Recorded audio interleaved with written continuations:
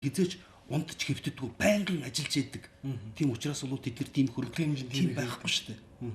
Тэд нар бол янз бүрийн болвол арга замаар, арга зайлаар энэ бүх юмнуудыг үндсэндээ бол завширсан л юм л болсон байхгүй. Магадгүй тэр нөгөө нэг төсөл хөтөлбөрүүд байгаа шүү дээ. Вашингтоны консенсус. За энэ хэрэгжүүлсэний төлөө яах ёстой вэ гэхээр тэд дандаа боломжлж чаддаг юм шиг байна тий. Ховчил гээл хавтгаарсан ховчлтын үнгүүд л асар хэмжээд их хэмжээнд өрнө. Жохон хөрөнгөлтөй наавна. Тэгээ хэдэн жилийн дараа босоход 10 20 дахин өссөн хөрөнгөтэй болоод байдаг. Тэгээ софтог ирэхэд би бүр тэгж асууж ирсэн. Зэрэг асууж байгаа. Гэхдээ та бүхэн бол хөрөнгөний бүртгэлийн асуудал яриад тий. Хэдэн зуун жил капиталист ертөнцид явсан. Тэгээ та нар ядуусан хөрөнгийг бүртгэх тухай асуудал гэж. Монголд арай ондоо шүү дээ. Яг бол хатуу бүртгэлийн системээс задарсан. Одоо бид нар баячуудынхаа хөрөнгийг бүртгэх асуудлыг л ярьж байна гэсэн чинь энийг л хэлсэн л дээ. Тэгээ ер нь гэхдээ ийм ажиллагаа ер зогсоож болохгүй шүү гэлтэй гэдээс. Хоёрдугаарт манай дээр үе нэг эсэргүүцэл гардаг шүү. Жишээлбэл нэг Монгол академийн ерөнхийлөгч явахдаа Чулуунбат. Ер нь олон улсын валютын санта сангүй бид нар явна шүү дээ. Тэд нар ер нь яах ш бид нар тэнийг тулгаад байдаг. Гэх мэтийн асуудал заримдаа гарч ирдэг. Гэхдээ л тэгэл байхгүй болчихдог л байхгүй тийм. Энийг бол ердөөсөө хэрэгжүүлэхгүй байхын аргагүй юм байдалд бол эрх баригчдыг бол түлхдэг. Ер нь эрх баригчдыг бол ер нь Монголын 2,800,000 хүнтэй бол ярьж тохирохосоо 2-3 хүнтэй л эрх баригчдыг л өөрийн гартаа хийдэг. Магадгүй 0.1 төвтэй нөхцөл босгол гэдэг тийм байхгүй. Тэгэхээр энийг бол хүмүүс авч уншаад ер нь энэ бол одоогийн байгаа байдлаа бол эргэсүүлж бодоосэй гэсэн ийм үднэс л би нэг орчвол хүмүүст хүргийг шийдсэн хэрэг шүү. Энэ бол үнэхээр гайхамшигтай.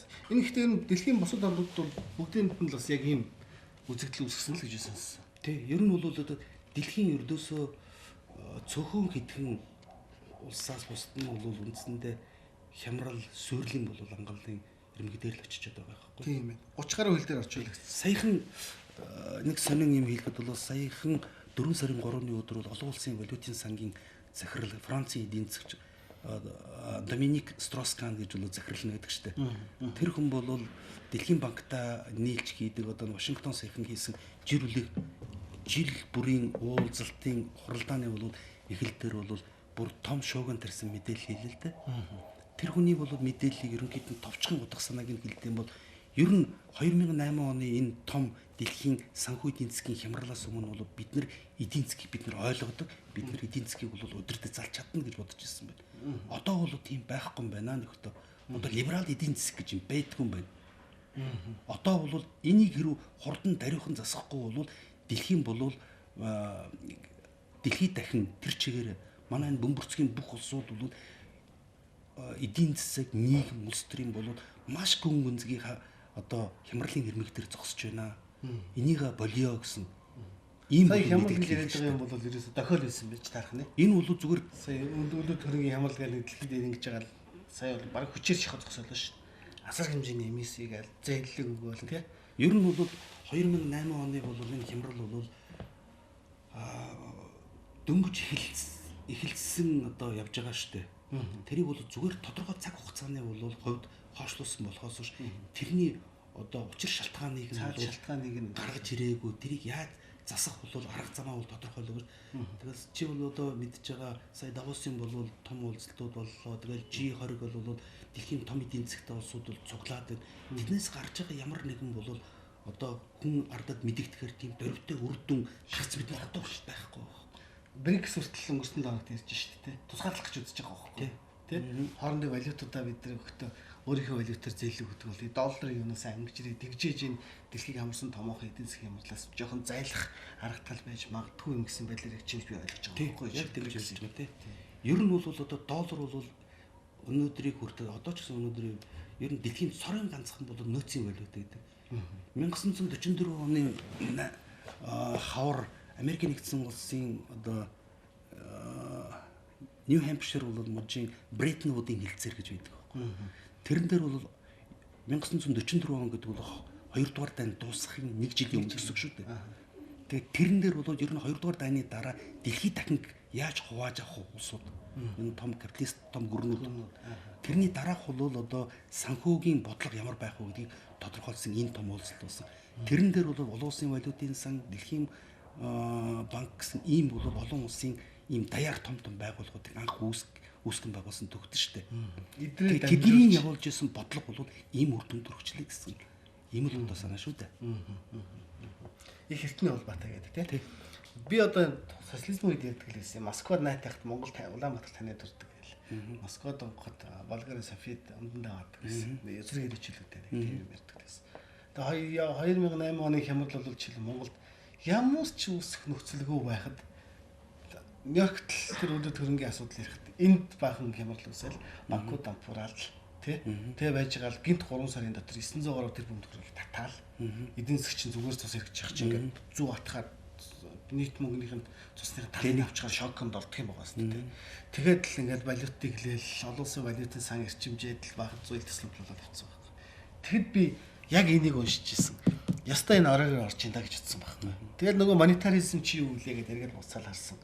Яг л нөгөө Фридманы хэлжсэн 29 оны Америкийн санхүүгийн хямралын төлөвлөгөөг Монголд яг тэр үед хийгээд хэдэн мянган аж ахуйн нэгжийг сүйтгэл ингээд ажилласан л да. Ер нь бол Монгол төгрөг бол яг ингээд тусдаа бие даасан мөнгөнд нэмэгдэх бол биш шүү дээ. Монгол мөнгөнд нэмэгдэхийг бол Америк доллартай бол маш хатуу үйдсэн байдаг. Хэрвээ Монгол банкны валютын нөөц бол багасдаг юм бол бид нар угаасаа тэдний юм хүлээсэн өөр хариуцлагын дагуу дотоодод байж байгаа дотоодын ямар ч хэрэгцээ байсан хамаагүй энэ Монгол төгрөгийг бол татхаас өрөхгүй байдалд орчиж байгаа. Долларын юг ханшиг тэрийг бол 100% бол одоо баталгаатай гэж бол ярьдаг. Нэг currency board гэж тийм одоо мөнгөнд нэмэх тийм тусгай дэглэм байгаа. Тэрийг бол нийт мэдэхгүй зөвхөн нийт мэддэг энэ дээр засгийн газрын төвшин currency board гэж бүр юм нэртэй.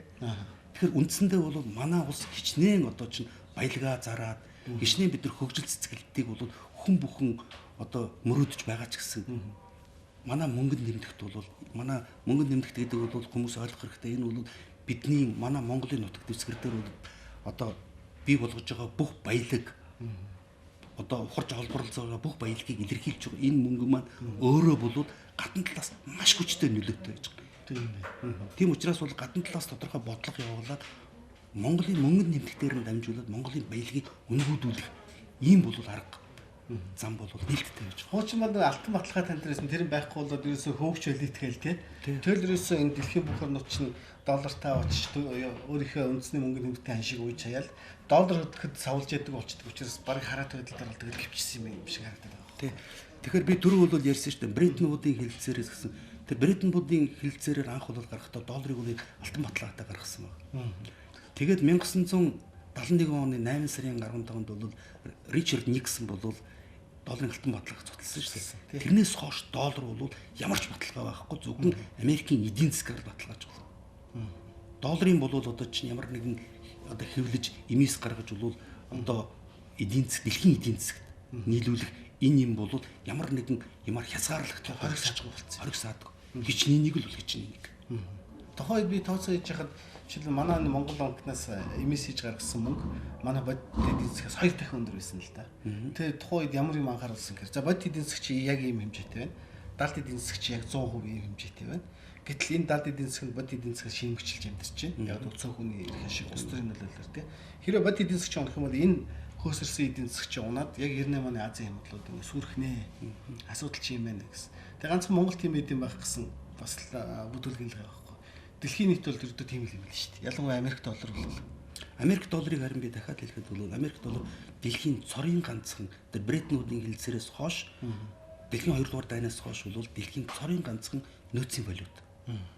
Дэлхий дээр хийж байгаа бүх 8 бүх хэлэлцлүүд зөвхөн Америк доллараар хийгддэг. Тэгтээ зэрэг чинь Америк доллараар хийгддэг юм бол Америкийн энэ долларыг гаргаж байгаа Америкийн нөөцийн санг бол бид нар сая түрүү ярьлаа шүү дээ. Энэ бол алтан баталгаатай байсныг нь 1971 онд бол цуслаад одоо бол зөвхөн бол Америкийн эдийн засаг төсвийн чадвараар бол баталгааждаг гэдэг нэрлэлдэг боловч энэ одоо бас л хэрэгэлзээтэй байдал болчиход байна шүү дээ. Би яг энийг бол би судлаач хүний хувьд бол нэг зөвхөн нэг үсрээс биш энийг олон хэдэн 10 100 их үсрүүд энийг бол батална л та. Тэгэхээр за энэ номоос гадна би нэг дараагийн номыг үзүүлэх гэдэг юм бол би бол энэ Уильям Энгдалын Сүрлийн өрөөд гэдэг энэ ном байна шүү дээ. Би таны энэ номыг бүр энэс хэд их ил ажил тогтолтой ном гэж боддгийг. Та ч өөрөө тэгж хэлж ирсэн тийм. Жишээлбэл ганцхан юуг л үзэхэд ишил аваад үзэхэд Кишинжер хийсэн үг шүү дээ. Нэг тэр хяна гэдэг бол бүс нутгийг бид нар хянаж чадна. А хэрвээ бид нар хүнсийг хянах юм бол дэлхийд ихнийг хянаж чадна гэх тийм. Өөрөөр хэлбэл 60-аад онд Америкийн нэг үндэсний дэлхийг колоничлох бодлого энэ ард явж байгаа. Гэтэл энэ номыг ярьдаг шүү дээ. За нэг масоны клуб, ромын клуб, за юуны сааны эмэгтэй нийгэмлэг гэж байдаг нэг донг шиг юмнууд их байдаг тий. Тэгээд нэг янз бүрийн синдикатууд, зараас группүүд гэдэг ингээд тэр байдаг. Гэтэл тэрийг бичдэг хүмүүс бол заримдаа төрөгдүүлэх гэж байгаа юм шиг ингээд тал баталгаатай л да. Гэтэл энэ Уильям Энгдал гэдэг энэ хүн бол бүр даяарчлалын судалгааны төв, албан ёсны судалгааны баримтаа тий. Энэ бол эрдэмтэн судлаач хүн. Энэ бол Америкийн эрдэмтэн Уильям Энгдалын одоо сүрлийн өрүүд гэдэг энэ ном бол энэ хүний бол сүүлийн нэг 10-аад жил энэ судалгааны бол одоо бүтээл юм байна. Энэний өмнө бол Америк Британийн газрын тосны бодлого буюу 100 жилийн дан гэдэг юм нэгдүгээр битэн байдаг. Гэхдээ энэ номыг бол би авч орчуулсны гол нь болохтой зэрэг бол энэ Монголын хүн бүхний айл гэр бүхний амьдралд бол нөлөөлж байгаа нэг юм байна. Энэ бол бидний өдөр тутмын хүнс эмийн бүтээгдэхүүн байна. Одоо бид хоёр бол мэдж байгаа 20 жилийн өмнө бол биднэрт одоо хэрэгжилж байсан хүнснүүд зөвхөн нэр нь үлдсэн болохоос ш. Тэрний амд өндөр нь үлдсэн болохоос ш. Тэрний доторх бол генийн өөрчлөлт найрлага нь 100% шал өөр юм болсон байна. Тийм учраас бол одоо манайд сүүлийн үедэд янз бүрийн урд нь байгаагүй өвчнөд үндсэндээ хавтгаа боллоо шүү дээ. Тэгж байна. Хүмүүсийн бол маш хүчтэй таргалал одоо урд өмнө байгаагүй бол харшлууд тий. Одоо чихрийн шижин өвчин одоо хорт хавдар бол үнэхэр залуужлаа шүү дээ. Тэгэхээр энэ номныг бол уншаад одоо уншигчдад хэлэхэд энэ ном бол бидний өдөр тутмын хүнс Монгол үндэстний оршин тогтнохын үндсийн үндэс хүнсний аюулгүй байдал үнэхээр одоо их ноцтой байдалд орчод байна шүү гэдэг л энэ л одоо санааг л хүмүүст хүргэх гэж л би анх энэ номыг уншихдаа таны савд уншихдаа нөгөө хүнсний аюулгүй байдал гэж маань нэг сэрэд байдаг шүү дээ. За ядаж энийг нь ойлгохой гэдэг уншсан чинь юу манай юм ярьж байгаа. Бүрс хачин ондоо төвшөлөрсөн юм лээ. Тэглгүй яа. Манай энэ дэр жигээ зөвхөн эрүүл ахын зүгээр савлал, боодлол, дээвэрлэл, хадгалалт хугацаа. Тий. Бүр 4-5 дугаар зэргийн ач холбогдолтой юмнуудыг л яриад байгаа. Тэрийг л ойруулаад тэгэхэд өнгөрсөн жил ихтэл одоо чинь хүнсний аюулгүй байдлын жил гэдээ би бас судлаач хүний хувьд бол ер нь төр засгаас явуулж байгаа бодлогоодыг нэлээд үзлээ л дээ. Тэгэхэд бол үнэхээр манай хүмүүст бол үнэхээр мэдээлэл үнэхээр дутагдaltaй байна. Тэднийг бол би үндсэндээ төрөгдөчөд явж ил гэж л гэдэг. Одоо чинь төөрөнд манан донд л явж байна тэд нар бүрдэн төөрөгдөл ажил хийгээд байгаа юм шиг мөртлөө тэр нь бол шал өөр төвшөнд очсон юмыг дэлгэр олж гарч чадах хийргээд тий. Одоо жишээлбэл ингэж л л дээ жишээл 60-70-аад онд жишээлбэл 3-40 ертөнц заа нэг хямралтай байгаа дайнд ажинтай орнууд Америкийн тусламжийн хүнсний хөтөлбөрүүд асар их хэрэгжиж байна. Тэр үед эдгээр жишээлбэл яг энэ гений өөрчлөлтөд бүх бүтээгдэхүүнийг тусалсан байна шүү дээ. Дэлхийн тагын дээр. Яг бол өнгө хүч байгаа юм чи яах юм. Тэ. Бүгд тэр нөгөөдх нь авсан эдсэн. За дараа нь үр дүн яасан. Зарим нэгэн гайхаа бүр ингээд ухаан алдмаатай болтод гарч ирж байгаа. Энэ тусламж хөтөлбөрүүд хамгийн их тархсан Африк, Латин Америк, за одоо зүүн Азийн орнууд, яг дайнтай байсан орнууд.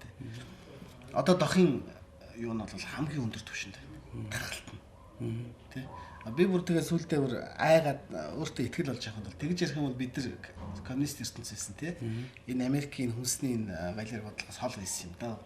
Бид нар найдвартай гэсэн. Бид нар бол асар их байгалийн натуралийг хэрэгжилж байсан. Одоогийн шиг бол бид нар гений өөрчлөлтөнд хүнсний бүтээгдэхүүнийг өдөр болгон бидэрт хэлж өгөхгүй гэж шүү дээ. Хинч та нар ийм аюултай мэдж байна гэдгийг хэлж. Тийм учраас би уншигчтай ингээд хэлэхэд ер нь одоо та бүхэн бол хөргөчөө ингээд онгоолгоод үз. Ер нь миний бодож байгаагаар одоо Монголын жирийн нэг айлын бол хөргөчөнд нь байж байгаа гэртээ худалдаад авцсан байж байгаа дэлгүүр хоршоонд байж байгаа хүнсний бүтээгдэхүүн 90% нь гений өөрчлөлтөнд хүнсний бүтээгдэхүүнүүд болсон. Генийн өөрчлөлт. Ер нь генийн өөрчлөлтөнд хүнсний бүтээгдэхүүн гэдэг чинь юу гэсэн үг юм бэхээр биологийн шал өөр төрөл зүйлүүдийг хооронд нь хүчээр релиздүүлж байгаа. Релиз юм. Тийм. Дээр үед бол монголчууд бол мэднэ штэ. Релиз одоо жишээ нь хайнгийн шартай одоо үр төлөөгдгөөг бол мэднэ. Ортон болоод бол тий.